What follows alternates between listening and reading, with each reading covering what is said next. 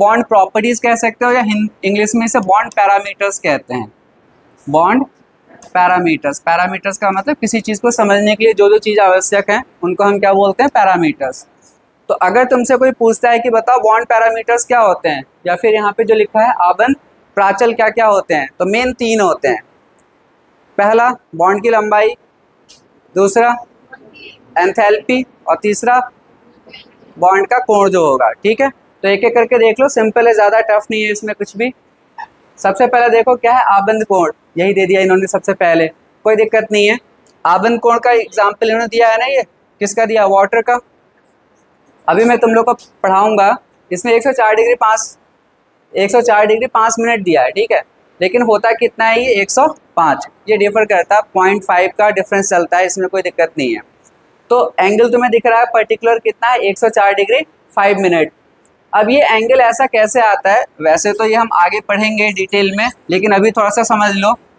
अब तक तुम लोग को समझ में आ गया होगा कि हर एक एटम के अंदर जो इलेक्ट्रॉन्स होते हैं वो ऑर्बिटल्स के अंदर होते हैं। किसके अंदर होते हैं? ठीक है, हम बार बार कहते हैं ना कि जब बॉन्ड बनता है तो इलेक्ट्रॉन एक दूसरे के साथ साझेदारी करते हैं, ये तो कहते हो। जब इलेक्ट्रॉन एक और चीज़ समझ लेना, ये जो जितने भी पैरामीटर्स मैंने तुम लोग को समझाए, मेनली ये कोवैलेंट बॉन्ड के होते हैं। किसके होते हैं? ये कोण, ठीक है, ये सब मेनली कोवैलेंट बॉन्ड की प्रॉपर्टीज हैं। तो हमने समझ लिया है कि कोवैलेंट बॉन्ड बनता कैसे है, जब इलेक्ट्रॉन्स एक दूसरे के साथ क्या होते हैं, लेकिन इलेक्ट्रॉन्स रहते कहाँ पर हैं, कहाँ रहते हैं इलेक्ट्रॉन्स? ऑर्बिटल में। बात समझ में आ रही है? तो जब इलेक्ट्रॉन एक दूसरे से साझेदारी करते हैं तो ध्यान रखना कि ऑर्बिटल एक दूसरे के साथ साझेदारी करते हैं। कौन करता है? मतलब एक छोटे से एग्जांपल से मैं तुम्हें समझा रहा हूँ इसे। तुम सबने पढ़ा है कि 2 क्लोरीन आपस में जुड़ जाते हैं, ठीक है, एक एक इलेक्ट्रॉन का इस्तेमाल करके इनके बीच में एक सहसंयोजक आबंध बन जाता है, ठीक है ना। ये जो क्लोरीन है, ये खुद जो क्लोरीन एक दूसरे से कंबाइन हो रहे हैं, शेयर्ड हो रहे हैं, ये क्लोरीन कोई बता सकता है? सॉरी, ये इलेक्ट्रॉन क्लोरीन के कौन से ऑर्बिटल में होते हैं? देखो, क्लोरीन का एटॉमिक नंबर कितना होता है? 17। और ये सबको पता है कि जो इलेक्ट्रॉन एक दूसरे से साझेदारी करते हैं वो बाहरी कोश वाले होते हैं, बिल्कुल बाहर वाले। तो अगर तुम क्लोरीन का इलेक्ट्रॉनिक कॉन्फ़िगरेशन करोगे 1s2 2s2 इस तरीके से, तो आंसर आएगा तुम्हारा कि आखिरी इलेक्ट्रॉन जो क्लोरीन का होता है वो 2p5 में होता है। कहाँ होता है? तो इस क्लोरीन का आखिरी इलेक्ट्रॉन भी 2p5 में है, तो इसका भी कहाँ पर होगा? 2p5 में। कुल मिला के 2 को थोड़ी देर के लिए हटा दो, वो इलेक्ट्रॉन जो एक दूसरे से साझेदारी करने वाले हैं वो कौन से कक्षक में है? पी में। इतना समझ में आ गया? इसका मतलब जब क्लोरीन क्लोरीन आपस में जुड़ रहे होंगे तो एक्चुअली में हो क्या रहा होगा, इसका एक क्लोरीन का पी का ऑर्बिटल और दूसरे क्लोरीन का पी का ऑर्बिटल, पी ऐसी तो बनता है। याद आ रहा है कुछ? सेकंड चैप्टर में मैं तुम लोग को बताया था, एस गोल, P dumbbell, D double dumbbell बनाए थे ना। अब सबका इस्तेमाल होगा, ध्यान से समझ लो। तो मैं क्या कह रहा हूँ कि क्लोरीन का जो लास्ट इलेक्ट्रॉन है वो पी में है। मैं कह रहा हूँ कि क्लोरीन क्लोरीन आपस में जुड़ रहे हैं, इलेक्ट्रॉन की साझेदारी हो रही है, लेकिन वो इलेक्ट्रॉन रहता कहाँ पर है? ऑर्बिटल में। कौन सा ऑर्बिटल में? पी ऑर्बिटल में। तो एक क्लोरीन का पी ऑर्बिटल जिसमें कि एक इलेक्ट्रॉन दिख रहा है तुम्हें, और दूसरे क्लोरीन का एक ऑर्बिटल जिसमें कि इलेक्ट्रॉन है, ये एक दूसरे से साझेदारी कर लेंगे। अब पी में देखो कितने इलेक्ट्रॉन्स हैं टोटल? 5। पी में ब्लॉक्स कितने बनाते हो? 3। पी में ऑर्बिटल 3 ही तो बनाते हो। अगर मैं बनाता हूँ 1 2 3, एक इलेक्ट्रॉन इसमें, दूसरा, तीसरा, चौथा, और यही इलेक्ट्रॉन जो है ना, ये वाला जो अकेला है, जो जिसे हम कहते हैं अयुग्मित, अनपेयर्ड, क्या कहते हो? ये कंबाइन करेगा। ऐसे ही इसके साथ भी यही होगा, इसके पी में भी कितने इलेक्ट्रॉन्स होंगे? 5। तो इसका भी ये वाला कंबाइन करेगा, ये और इसका ये। कोई बता सकता है ये वाला इसके साथ कंबाइन क्यों नहीं कर सकता? भरे हुए हैं भाई, ये 2 इलेक्ट्रॉन पूरे हैं, ये इसलिए कंबाइन हो रहे हैं क्योंकि एक एक हैं, तो एक एक कंबाइन होने से 2 हो जाएंगे। बात समझ में आ रही है? इसका मतलब अब तुम ये भी समझ गए कि जब भी 2 एटम्स आपस में कंबाइन करेंगे बॉन्ड बनाने के लिए, हमेशा उनका कौन सा कक्षक इस्तेमाल होगा? जो मतलब आधा भरा हुआ है, जो कैसा है, कभी भी वो कक्षक इस्तेमाल ही नहीं होगा जो पूरा भरा हुआ है, ठीक है। इसका मतलब ये वाला पी इसके साथ रिएक्ट कर लेगा और आगे हम समझेंगे अभी कि वो इस तरीके से हो जाते हैं, ये वाला पार्ट इनका एक साथ जुड़ जाता है और इसी को तुम फिर कौन सा बॉन्ड का नाम देते हो, कोवैलेंट बॉन्ड। ठीक है, ये तो एक सिंपल सा एग्जांपल मैंने सिर्फ क्लोरीन क्लोरीन का समझाया। अब ऐसे जरा सोच के देखो कि वाटर का मॉलिक्यूल जब बनेगा या कोई अमोनिया का मॉलिक्यूल बनेगा तो उनमें भी जैसे वाटर का मॉलिक्यूल जब बनता है ना तो ऑक्सीजन के जो 4 ऑर्बिटल्स होते हैं देखो इस तरीके से 1 2 3 4, ये संकरण की बात आ गई जो मैंने अभी तुम लोगों को समझाया नहीं है, लेकिन अभी मैं थोड़ा सा बता रहा हूँ कि होता क्या है। ऑक्सीजन के एक तो s का ऑर्बिटल इस्तेमाल होता है और p के कितने ऑर्बिटल, 3, और ये सब आपस में जुड़कर कुछ इस तरीके की एक संरचना बना लेते हैं। ठीक है, बीच में कौन है, ये ऑक्सीजन। ये सब क्या है, कक्षक हैं, p के 3 कक्षक और एक, इन सब में एक एक इलेक्ट्रॉन होता है, एक। ठीक है, इस तरीके से सबके पास एक एक इलेक्ट्रॉन होता है, बल्कि देखा जाए तो दो के पास तो दो दो इलेक्ट्रॉन पूरे होते हैं, एक एक इलेक्ट्रॉन खाली होगा। इसके साथ फिर कौन जुड़ने के लिए आता है, हाइड्रोजन। हाइड्रोजन एक इलेक्ट्रॉन लाके इसके साथ बॉन्ड बना लेता है, एक हाइड्रोजन इसके साथ लेके यहाँ पे बॉन्ड बना लेता है, और इस तरीके से फिर एक कोण तैयार हो जाता है। और यही वो कोण है जो तुम वहाँ पे देख रहे हो 105 डिग्री का। मुझे यही याद है, मैं बार बार यही लिखूंगा। वैसे बुक में एनसीईआरटी में क्या लिखा है, 104 डिग्री 5 मिनट। तो यहाँ पर कोण कैसे बना, क्योंकि इनके जो कक्षक थे उनका एक फिक्स आकार था, जिस तरीके से ये थे उसी तरीके से कोई आके जुड़ेगा ना इनके साथ, तो एंगल कितना आ गया, 105। क्लोरीन क्लोरीन के बीच में अगर मैं तुमसे एंगल पूछूं तो वहां पे 180 डिग्री का होगा। कितने का होगा, क्योंकि वहां पे सिर्फ दो ही चीजें जुड़ रही है ना, तो दोनों अगर दो चीजें आपस में जुड़ेंगी तो सामने सामने आके जुड़ जाएंगे, लेकिन अगर दो से ज्यादा चीजें आके जुड़ेंगे तो किसी ना किसी कोण पे आके जुड़ेंगे। जैसे BF3 पढ़ोगे, अभी क्या पढ़ोगे, तो BF3 में तुम देखो बोरॉन के साथ में कितना फ्लोरीन है, 3, तो जाहिर सी बात है कोई ना कोई कोण आएगा यहाँ पे। और हम देखेंगे कि यहाँ पे BF3 जब जुड़ता है तो 3 फ्लोरीन तुम्हारे इस तरीके से हो जाते हैं, और हर एक के बीच का जो कोण होता है वो कितने डिग्री का होता है। तो अभी के लिए इतना समझ लो कि जब भी कोई मॉलिक्यूल बनता है या कोई बॉन्ड बनता है मॉलिक्यूल के अंदर, तो एक पर्टिकुलर कोण उसका निर्धारित होता है। उसके बाद में दूसरी चीज़ क्या है, देखो यहाँ पे आबंध एंथैल्पी।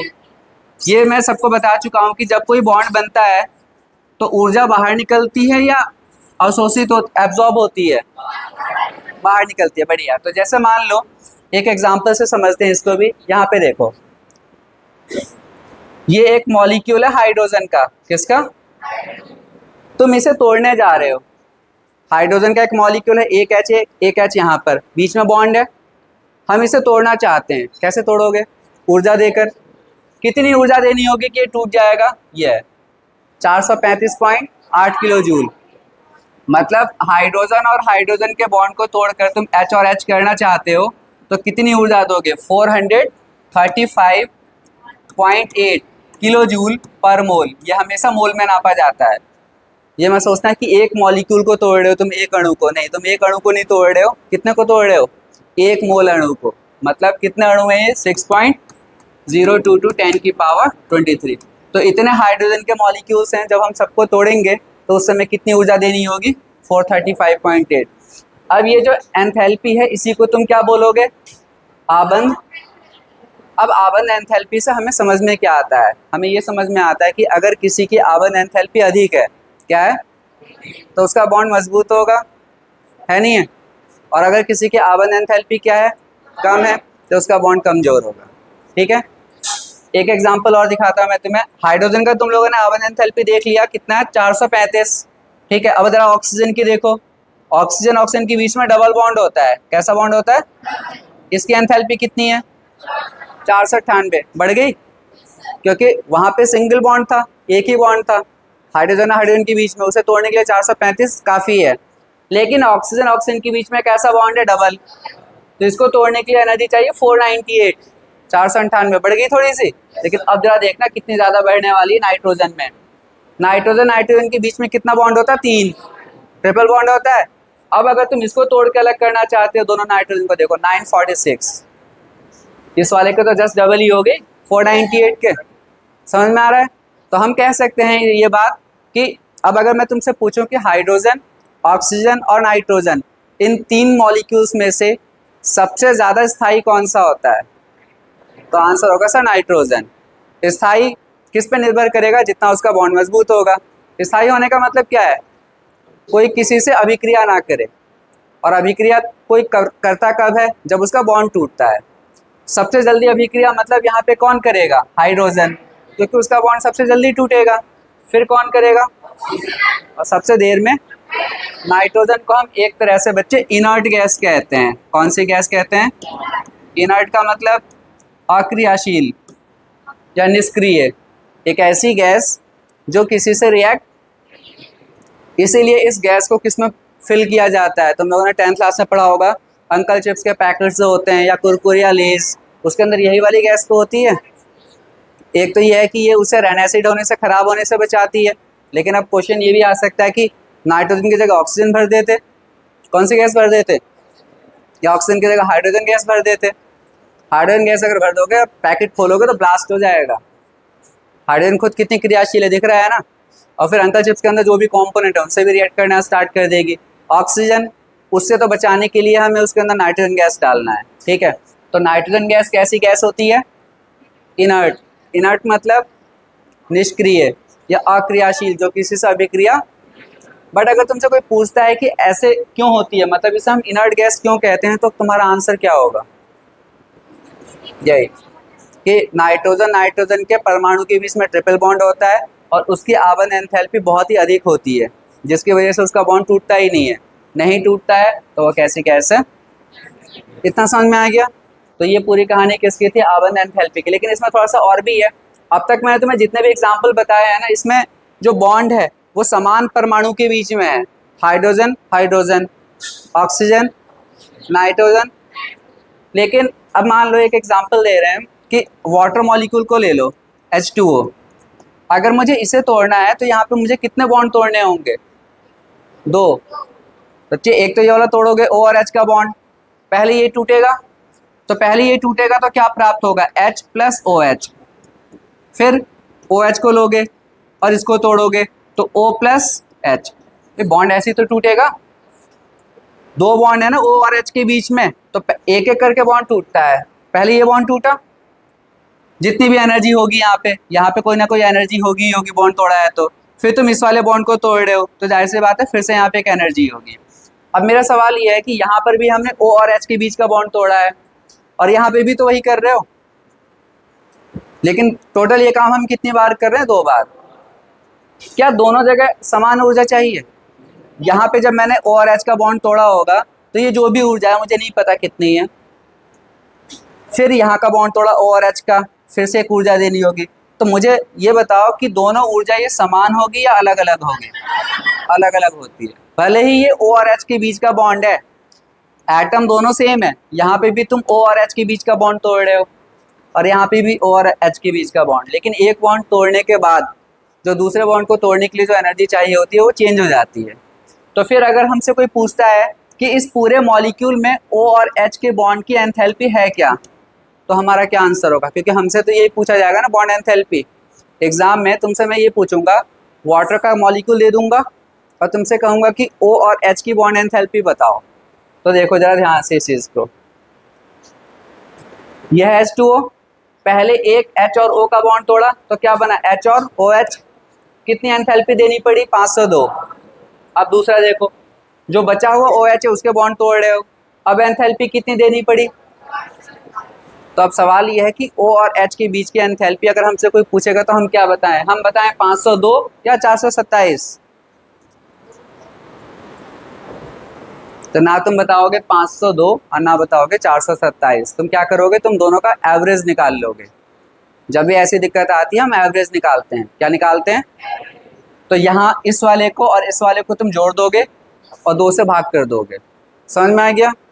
ऐसे ही मान लो, इसके जगह दूसरा एग्जाम्पल समझते हैं। अमोनिया है, ध्यान से समझ लो, ये एग्जाम्पल और समझ में आ जाएगा। अमोनिया में N और H के बीच में बच्चे कितने बॉन्ड होते हैं? 3। जब मैं इसे ब्रेक करना स्टार्ट करूंगा तो पहले एक H अलग होगा और NH2 अलग होगा, ठीक है। कोई ना कोई एनर्जी चाहिए, मान लेते हैं उसे X। कितना मान लो? यूनिट समझ लेना, किलो जूल पर मोल। फिर अब क्या बचा तुम्हारे पास? NH2, यही तो बचा, H तो निकल गया। फिर से तुम N और H का बीच का बॉन्ड ब्रेक करोगे, अब क्या बन जाएगा? NH plus H। यहाँ पर भी एक एनर्जी चाहिए, इसे E2 का नाम दे दो। ये कितनी हो गई? अब फिर से एक NH है, अब ये लास्ट बॉन्ड है ना। N अलग हो गया, H अलग हो गया, इस एनर्जी को नाम क्या दे दो Z। हर बार तुम क्या कर रहे हो, तुम नाइट्रोजन और हाइड्रोजन के बीच का बॉन्ड तोड़ रहे हो। पहली बार तोड़ने में इतनी एनर्जी दी, दूसरे में वाई। अब फिर तुमसे पूछेंगे कि बताओ N और H की यहाँ पे बॉन्ड एंथैल्पी कितनी है, तो क्या आंसर होगा? अरे वही तरीका अपना लो भाई जो अभी H2O में करा था sir, X plus Y plus Z divided by पे अपॉन 3, ये हो जाएगी तुम्हारी बॉन्ड एंथैल्पी। समझ में आ गया? CH4 का मॉलिक्यूल ले लो, CH4, वहाँ पे तुम कितनी बार तोड़ोगे? 4 बार। पहले एक CH, फिर दूसरा CH, फिर तीसरा, फिर चौथा, और वहाँ की बॉन्ड एंथैल्पी कितनी हो जाएगी? उन चारों को जोड़ोगे और 4 से डिवाइड कर दोगे। कर लो, इस वाले को कॉपी कर लो, ये बॉन्ड एंथैल्पी का इंपॉर्टेंट है ये।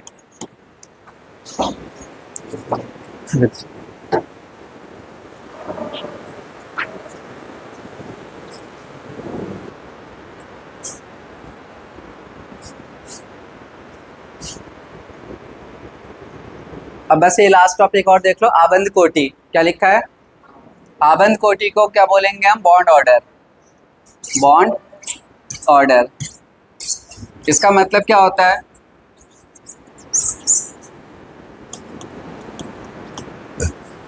H और H के बीच में कितने बॉन्ड है? तो ये इसकी आबंद कोटि हो गई, बॉन्ड ऑर्डर हो गया। कितना इसका? एक। ऑक्सीजन ऑक्सीजन के बीच में कितने बॉन्ड होते हैं? तो आबंद कोटि कितनी हो गई? अब बता दो परिभाषा क्या होगी, क्या डेफिनेशन होगी? किसी भी मॉलिक्यूल में दो परमाणुओं के बीच में बॉन्डों की संख्या को हम क्या कहते हैं? आबंद कोटि। समझ में आ गया? रटने जैसी कोई चीज़ है इसमें? कुछ नहीं है। दो परमाणु आपस में जुड़ रहे हैं किसी मॉलिक्यूल में, उनके बीच में कितने बॉन्ड हैं, कितने आबंद हैं, वो क्या होती है? उसकी आबंद कोटि। ऐसे ही नाइट्रोजन में पूछूंगा तो कितनी होगी वो आबंद कोटि? 3। खत्म हो गया, चलो इसे हटाओ। अब आ जाओ अनुनाद संरचनाएं। कल बताया था ना इसके बारे में कुछ, क्या बताया था? बताओ भाई। ये कहा था कि ये सबसे इंपॉर्टेंट टॉपिक है।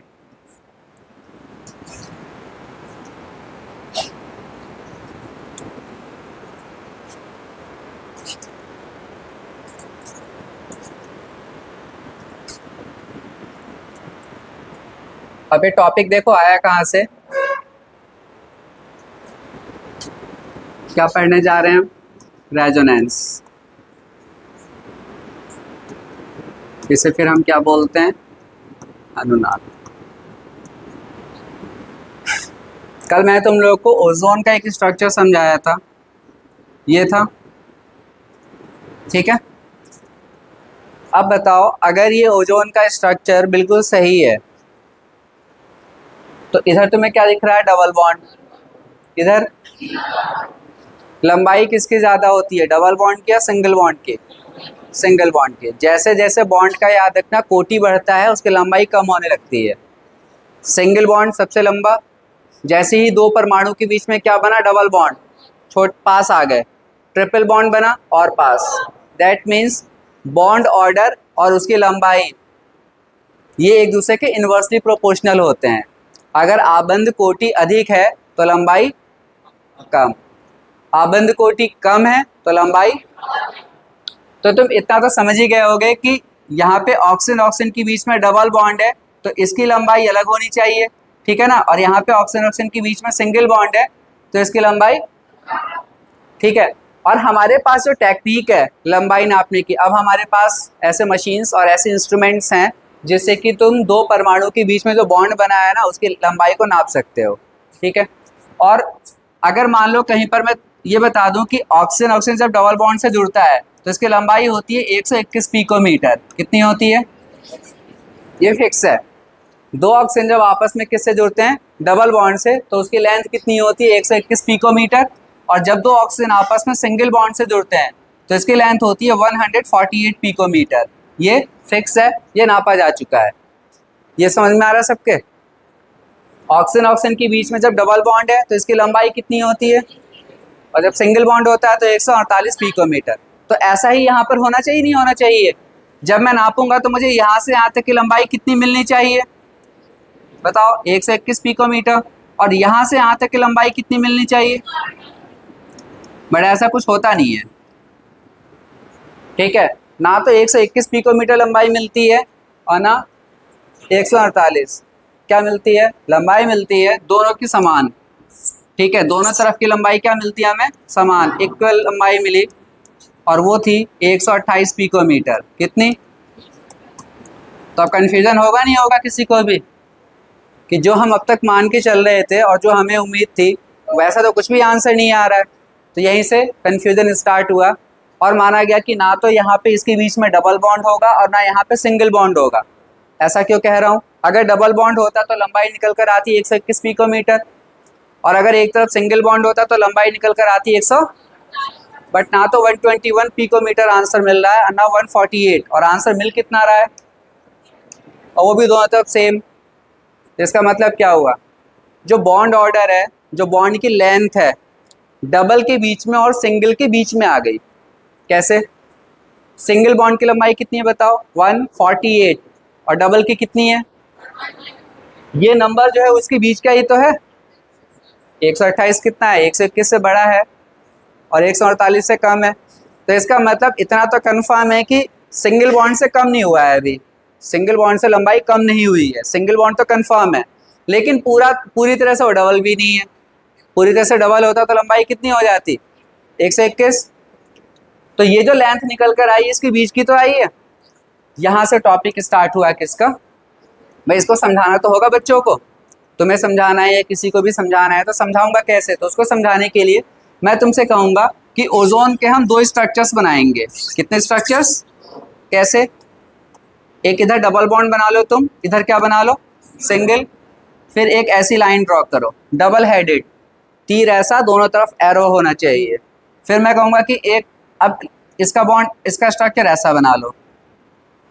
क्या हुआ, डबल बॉन्ड जो बाएं साइड में था वो दाएं में चला गया, और दाएं वाला, इसका मतलब यह है कि ये इसमें और ये इसमें लगातार परिवर्तित होता रहेगा। कुछ बात समझ में आ रही है? डबल बॉन्ड यहाँ पे रुकेगा नहीं, ये डबल, ऐसे समझो ये डबल बॉन्ड यहाँ पे चला गया तो ये क्या हो गया, सिंगल, फिर ये डबल हो गया, फिर इधर आ गया, ये इधर चला गया। ऐसे होता रहता है। तुमने फिजिक्स में पढ़ा होगा, जो घड़ी होती है उसमें अगर वो निकला होता है तो अगर तुम इसे एक तरफ से छोड़ दो तो इधर जाएगा फिर आएगा। इसी को कहते हैं रेजोनेंस। एक्सट्रीम पोजीशन पे जाना फिर आना, फिर जाना फिर आना। तो कुछ ऐसा ही तो यहाँ पर हो रहा है ना, डबल बॉन्ड इधर से इधर जा रहा है, फिर आ रहा है, फिर जा रहा है, फिर आ रहा है। लेकिन कुल मिला के मैं सिर्फ इसकी 2 संरचना बना सकता हूँ। कितनी बना सकता हूँ, क्योंकि इससे ज़्यादा पॉसिबिलिटी है नहीं ना। एक में मैंने क्या दिखाया, डबल बॉन्ड लेफ्ट में, तो एक बार डबल बॉन्ड कहाँ दिखाया, और फिर इस तरीके से 3 लाइन ड्रॉ करते हैं। वैसे आगे करना था लेकिन जगह कम है तो यहीं पे बता रहा हूँ। 3 लाइन ड्रॉ करते हैं और फिर दिखाते हैं इसका इस तरीके का स्ट्रक्चर। एक मिनट रुक जाओ, इससे मैं थोड़ा सा भी छोटा कर दूँ, चलो पूरा ही हट गया। यहाँ पे देखते हैं, ठीक है, ये बनाया हमने, और उसके बाद में ये बनाओगे तुम, इसे कहते हैं बच्चे resonance hybrid. Resonance hybrid, Hindi में तुम इसे कहोगे अनुनाद संकरण। अनुनाद, ये अनुनाद की पहली संरचना है और ये अनुनाद की, तो ये क्या है, ये इन दोनों का कंबाइन मिलाकर एक नई संरचना तैयार हुई जिसे तुमने क्या नाम दिया, रेजोनेंस हाइब्रिड। ठीक है, इससे अब मैं किसी बच्चे को क्या समझाऊंगा कि तुम देखो यहाँ से ये डॉट डॉट है, इस डॉट डॉट का मतलब है डबल बॉन्ड तुम्हारा यहाँ से चलकर यहाँ पर आ रहा है। तो जब तुम नापते हो तो यहाँ से यहाँ तक की लंबाई और यहाँ से यहाँ तक की लंबाई क्या आएगी, सेम ही तो आएगी, क्योंकि दोनों में सिंगल बॉन्ड है और थोड़ा थोड़ा सा एक दूसरा वाला बॉन्ड भी है। तो इस तरीके से हमें एक एवरेज आंसर मिलता है जो कि निकल कर कितना आता है, 128 पिकोमीटर। ये जो पूरी कहानी मैंने तुम्हें सुनाई या बताया, इसी को तुम क्या कहते हो, रेजोनेंस या अनुनाद। लेकिन अब बात ये आती है कि इसे हम क्या कहते हैं, डेफिनेशन में कैसे लिखेंगे। तो हम इसको ऐसे समझ सकते हैं कि जब किसी भी यौगिक को समझाने के लिए एक लीविस स्ट्रक्चर या एक लीविस डॉट स्ट्रक्चर काफ़ी नहीं होता। पहले लिखो, मैं समझ लो, किसी भी अणु की प्रॉपर्टी को समझाने के लिए, उसके गुण को समझाने के लिए अगर एक संरचना काफ़ी नहीं है तो तुम क्या करोगे, एक और संरचना लिखोगे। अगर वो भी काफ़ी नहीं है तो एक और लिखोगे। समझ में आ रहा है?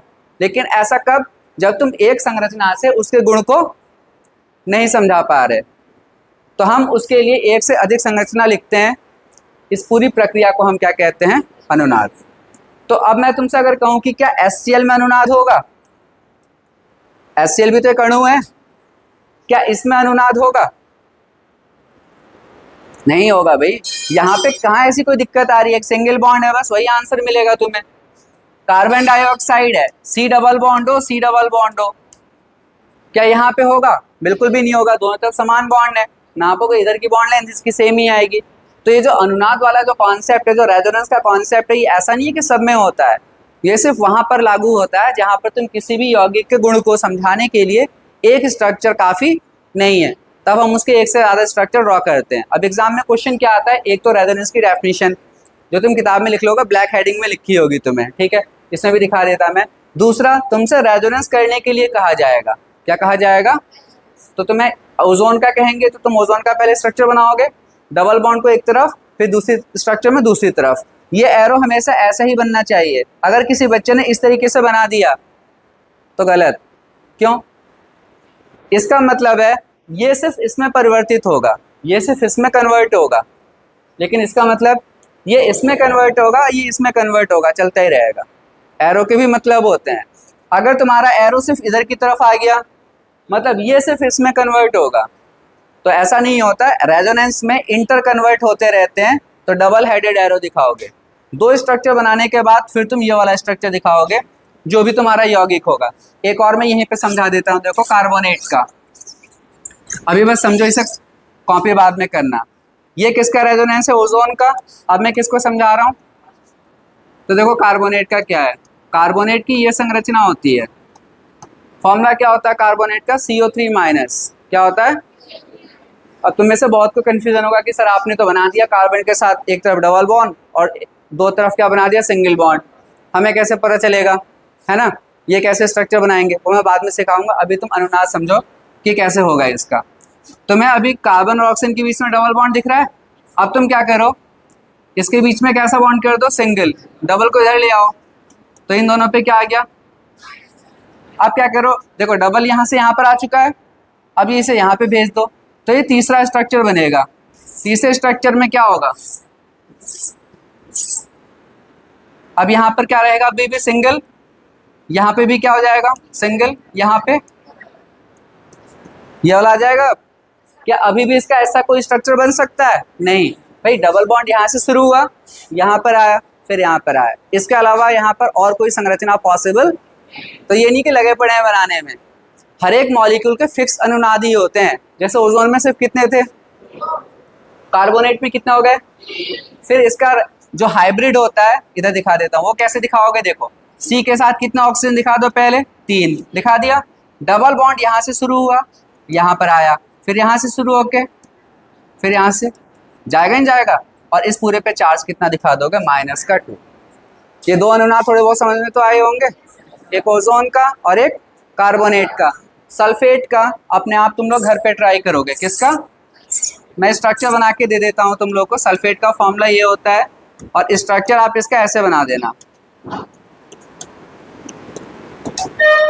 ठीक है? ये किसका स्ट्रक्चर है? बस ये कॉपी करो।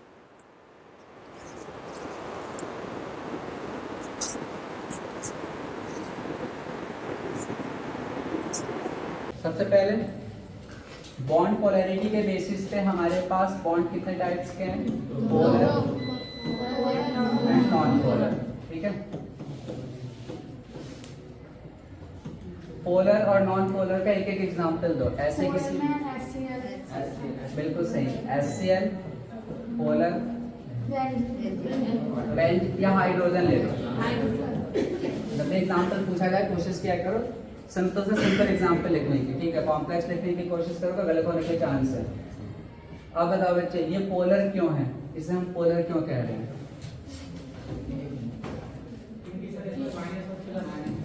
अब बताओ। ठीक है, माइनस चार्ज इसमें किस पे होगा? H पे या Cl पे? Cl, बैठो, बिल्कुल ठीक है। Cl पे कैसा चार्ज डेवलप हो जाता है? और H पे? बट क्यों डेवलप होता है? अब ये बताओ, क्योंकि एग्जैक्टली इलेक्ट्रोनेगेटिविटी डिफरेंट है। क्लोरीन की इलेक्ट्रोनेगेटिविटी हाई है और H की कम है, तो इलेक्ट्रॉन की तरफ शिफ्ट हो गए। यहाँ पे दोनों एलिमेंट की सेम इलेक्ट्रोनेगेटिविटी है, कोई डिफरेंस नहीं है, तो यहाँ पे दोनों पे जीरो चार्ज होगा। तो ये कैसा मॉलिक्यूल हो गया, और ये पोलर। अब जो टॉपिक तुम्हें पढ़ना है बेसिकली वो है तुम्हारा डाइपोल मोमेंट। क्या है? ये सबसे इंपॉर्टेंट टॉपिक है, डाइपोल मोमेंट।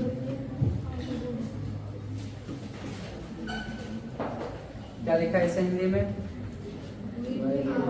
ठीक है, समझ लेना। तो मैं समझा रहा हूँ, देखो डाइपोल मोमेंट होता है क्या, ध्यान से समझो। जैसे मैंने एक एग्जांपल लिया HCl का, ठीक है, इसका एग्जांपल लेते हैं HCl। मैंने अभी तुम्हें समझाया कि H पे चार्ज क्या है, इस पे माइनस, और इन दोनों चार्जेस के बीच का डिस्टेंस हम ले लेते हैं d। ठीक है, कोई ना कोई तो दूरी होगी ना चार्जेस के बीच में। जनरली ये जो d होता है ना, ये बॉन्ड की लेंथ होती है, जो बॉन्ड की लंबाई होती है। अभी तुमने पढ़ा था ना इससे पहले वाले लेक्चर में, बॉन्ड की लंबाई, तो वही होता है यहाँ पे d। मैं तुम्हें क्या समझाने जा रहा हूँ, dipole moment. Dipole moment actually में कैलकुलेट करने के लिए आता है। तो डाइपोल मोमेंट अगर मैं इसका कैलकुलेट करूंगा तो वो होगा Q इंटू डी। अब समझते हैं इससे। यहाँ पे Q क्या है, चार्ज। चार्ज मतलब आवेश, ठीक है। तो अभी समझने के लिए हमने डेल्टा लगा दिया, थोड़ी देर के लिए मैं चाहूँ तो यहाँ पर Q लिख सकता हूँ, ठीक है, कि कोई ना कोई इस पे चार्ज होगा और कोई चार्ज इस पे होगा। बट इतना कंफर्म है कि जो चार्ज इस पे होगा उतना ही इस पे होगा, बस इस पे प्लस का होगा तो इस पे माइनस। तो चार्ज दोनों में से कोई एक ही लेना है, ठीक है, वो चार्ज आ गया Q, ठीक है। लेकिन यहाँ पर तुमने एक साइन देख रहे हो, दो लाइन है, ये मॉड्यूलस का साइन होता है। और इसका काम होता है कि अगर मैं निगेटिव वाला भी चार्ज लेता हूँ यहाँ पे तो उसे पॉजिटिव कर देगा, ठीक है। तो इसलिए हम ऐसे लिखते हैं, अदरवाइज कोई ज्यादा मतलब नहीं है इसका। तुम चाहो तो ऐसे लिख सकते हो Q इंटू डी, ये भी तरीका सही है। लेकिन ज्यादा सही तरीका क्या है, ये वाला। क्यों, समझ में आएगा?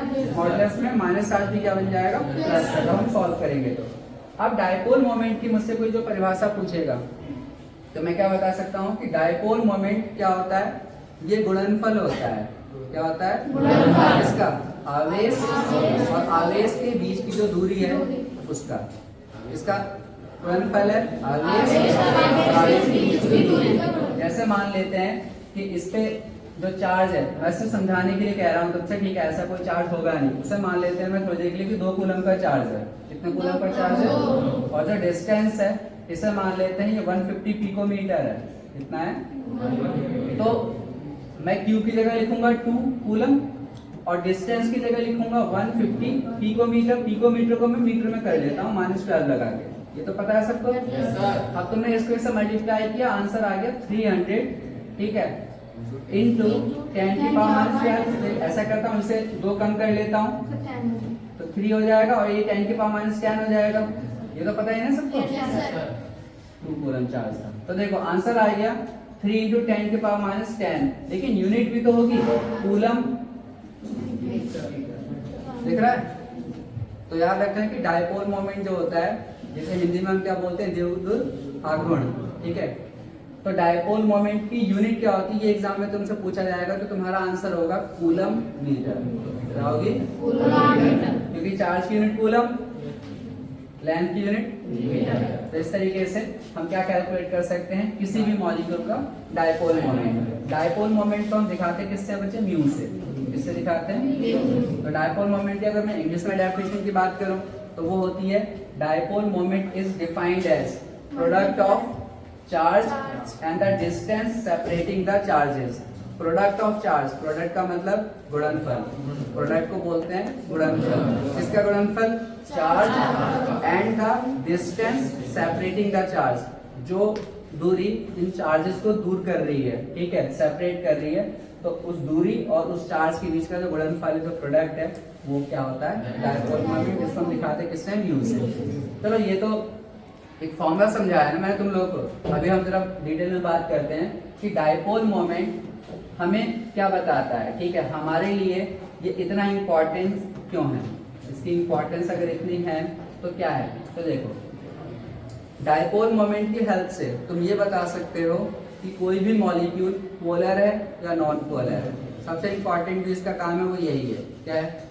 With the help of dipole moment, we can predict, we can find out whether a molecule is polar or non-polar. अब ये कैसे कहोगे सर? ये तो हम वैसे देख के भी बता सकते हैं।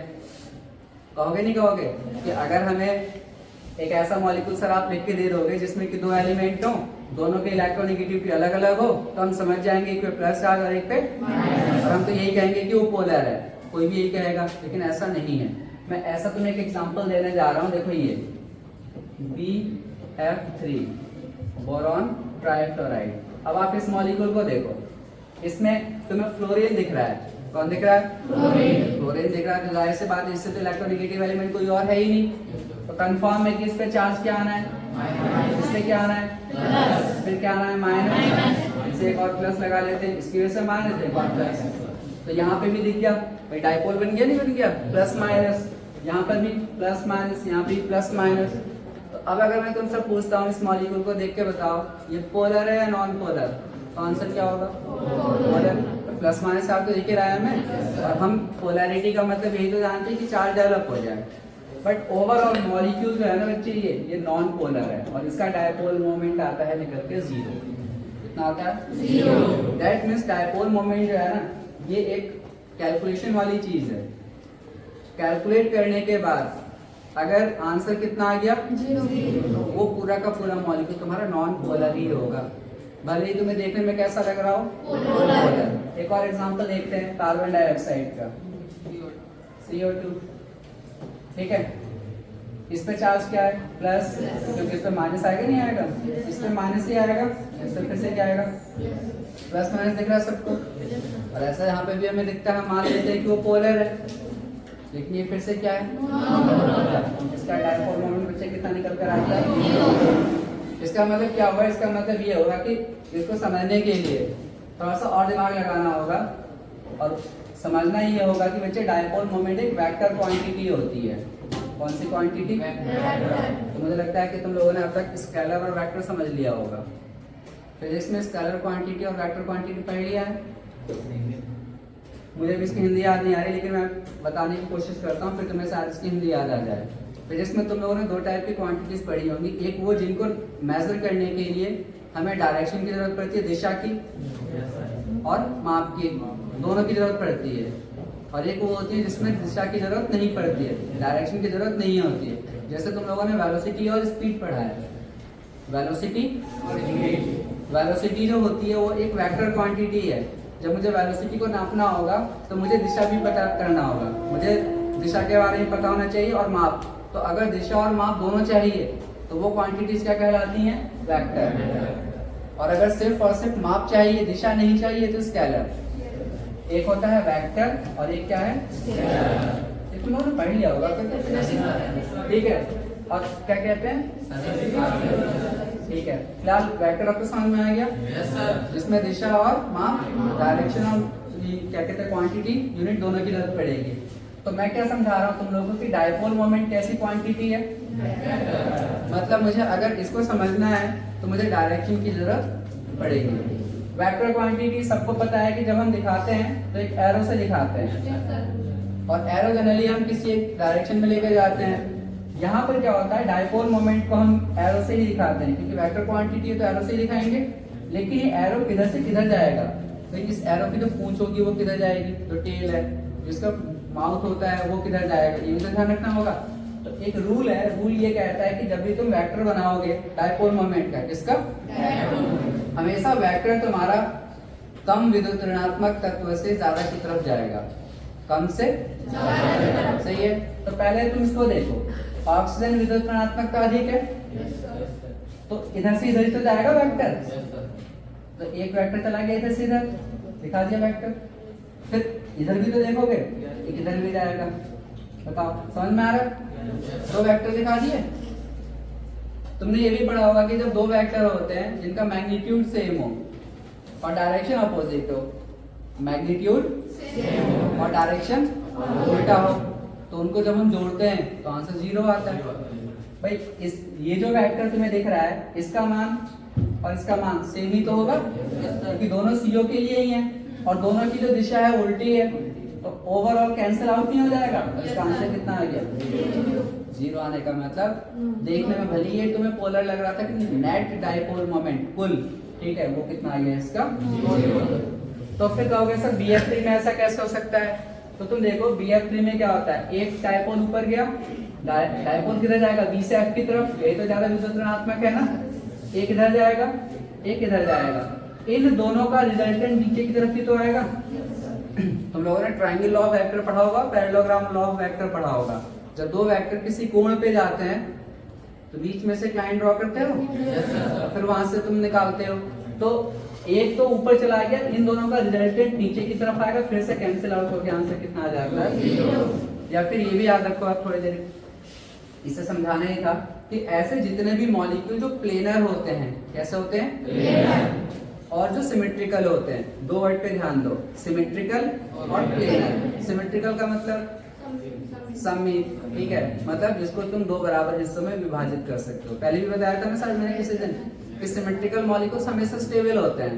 तो अगर तुम्हारे पास किसी मॉलिक्यूल में सिमेट्री है, सममिति है, तो वो हमेशा नॉन पोलर होगा, हमेशा उसका डायपोल मोमेंट 0 होगा। कैसे? तुम BF3 को देखो जरा, BF3 को मैं ऐसे तो बनाऊंगा, ये ठीक है, यहां से कट कर दूं, ये हिस्सा और ये हिस्सा अलग हो गया, तो ये कैसा है? सिमेट्रिकल है, और सिमेट्रिकल है तो डायपोल मोमेंट कितना होगा? कार्बन डाइऑक्साइड का देखो, यही तो है, कट कर दो ऐसे, एसिमेट्रिकल कितना होगा डायपोल मोमेंट? अब तुम में से कोई कहेगा सर वाटर के बारे में जरा बताओ, वाटर का डायपोल मोमेंट 0 होगा या नहीं होगा? वाटर, अब तक तो स्ट्रक्चर तुम लोगों ने कई बार बच्चे देख लिया है, यह है ना, कितना होगा इसका?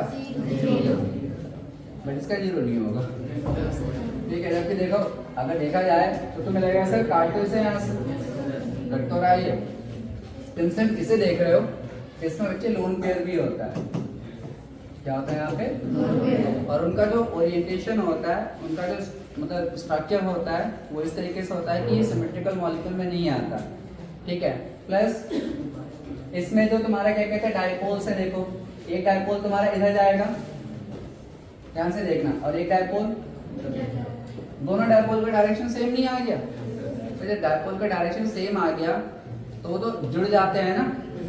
जब डायपोल का डायरेक्शन उल्टा होता है, अपोजिट होता है, तो कैंसिल आउट होता है, लेकिन जो दो डायपोल जब एक ही जगह पर आके मिलते हैं तो सब वहां पे जुड़ दिए जाते हैं, ये एडिशन हो जाता है। तो यहाँ पे दोनों डायपोल एक ही डायरेक्शन में जाएंगे, क्योंकि एस से डायपोल किधर जाएगा? O की तरफ, क्योंकि O की इलेक्ट्रोनेगेटिविटी हाई है, तो दोनों यहाँ पे ऐड हो जाएंगे। इसी की वजह से इसका डायपोल मोमेंट 0 नहीं होगा, इसका वाटर का, और वाटर का डायपोल मोमेंट ठीक ठाक होता है, सही है।